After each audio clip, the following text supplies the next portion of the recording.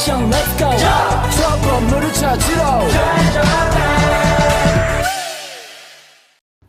Assalamualaikum ibu-ibu, selamat pagi semuanya. Waalaikumsalam. Pagi. Ibu. Kami dari mahasiswa Poltekkes akan memberikan penyuluhan tentang kebutuhan fisik dan persiapan ibu hamil. Jadi yang pertama itu ada kebutuhan fisik ibu hamil. Yang pertama,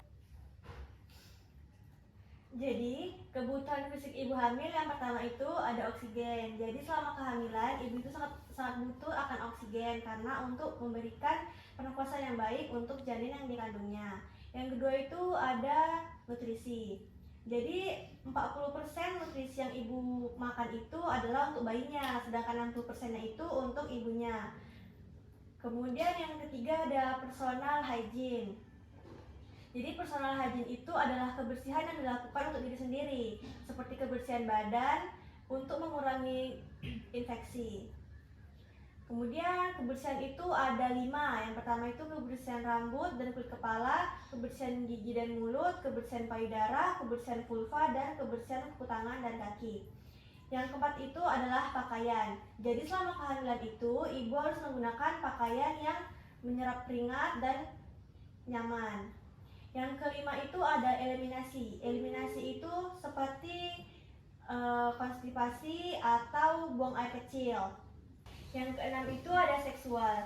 Misalnya ibu memiliki riwayat abortus, maka tidak disarankan untuk melakukan hubungan seksual. Jika ibu ingin melakukan hubungan seksual dengan suami, disarankan itu di kehamilan usia 16 minggu karena plasentanya sudah terbentuk. Jadi kemungkinan untuk abortus itu menjadi lebih kecil. Yang ketujuh ada mobilisasi dan body mekanik. Jadi selama ibu hamil ini, ibu harus body mekanik ibu itu harus nyaman untuk aktivitas sehari-hari. Jadi ibu tidak boleh melakukan gerakan-gerakan yang berbahaya bagi janin. Yang ke-8 itu adalah senam hamil. Jadi senam hamil ini banyak memiliki manfaat untuk ibu seperti mencegah terjadinya cacat, melatih dan menguasai teknik pernafasan, membantu sikap tubuh yang sempurna, dan memperoleh relaksasi. Yang ke-9 adalah istirahat atau tidur. Jadi ibu selama hamil ini disarankan untuk memiliki istirahat yang cukup dan tidak boleh bekerja terlalu berat. Yang ke-10 ada imunisasi. Saat hamil itu ibu sangat tidak dianjurkan untuk imunisasi, tapi ada satu imunisasi yang wajib dilakukan, itu adalah imunisasi tetanus untuk mencegah kemungkinan tetanus. Yang ke-11 itu adalah traveling atau perjalanan. Jadi bepergian ini memberikan banyak manfaat bagi ibu hamil, contohnya untuk kesejahteraan psikologis, relaksasi, dan juga peningkatan suasana hati. Yang ke-12 adalah pekerjaan. Perempuan hamil tetap boleh bekerja, namun aktivitas yang dijalaninya tidak boleh terlalu berat. Yang ke-13 itu adalah kunjungan ulang. Jadi kunjungan itu cukup 4 kali, yaitu 1 kali pada trimester 1, 1 kali pada trimester 2, dan 2 kali pada trimester 3. Yang keempat adalah persiapan laktasi.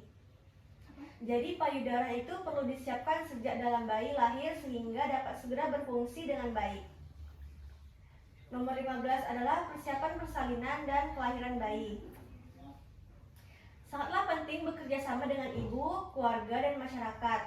Dapat mempersiapkan persalinan serta membuat rencana tindakan sekiranya terjadi komplikasi-komplikasi.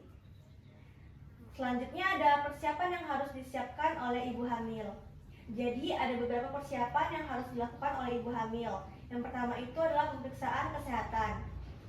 Yang pertama itu memeriksakan penyakit dan virus seperti rubella, sitomegalovirus, herpes, Vicola, zoster untuk menghindari terjadinya kecacatan pada janin. Yang kedua itu pemeriksaan darah atau pemeriksaan golongan darah atau RH, berfungsi untuk mengantisipasi perbedaan golongan darah dan resus antara darah ibu dan bayinya. Yang ketiga itu pemeriksaan faktor genetik. Dilakukan ini untuk mengetes adanya mungkin di dalam bayi akibat secara genetis dari salah satu atau kedua orang tuanya. Yang kedua, menghentikan kebiasaan buruk seperti rokok, minum alkohol, atau melakukan tindakan-tindakan yang merugikan bagi janin. Yang ketiga itu meningkatkan asupan makanan bergizi. Jadi selama ibu hamil, sebaiknya hindari makanan yang mengandung zat-zat adiktif seperti penyedap, pengawet, pewarna, dan sejenisnya. Yang keempat itu persiapan secara psikologis dan mental. Ibu dapat memulai merencanakan kehamilan dengan memikirkan tujuan memiliki anak atau tidak memiliki anak, dan bagaimana mencapai tujuan ini. Hal ini disebut dengan rencana hidup reproduktif. Misalnya nih, bila ibu berpikir ingin menunda kehamilan, pilihlah kontrasepsi yang sesuai untuk mencapai tujuan tersebut. Yang kelima adalah perencanaan finansial atau keuangan. Persiapan finansial atau keuangan yang matang untuk mempersiapkan persalinan akan sangat menguntungkan bagi ibu dan janin. Yang keenam, jangan malu bertanya dan berkonsultasi.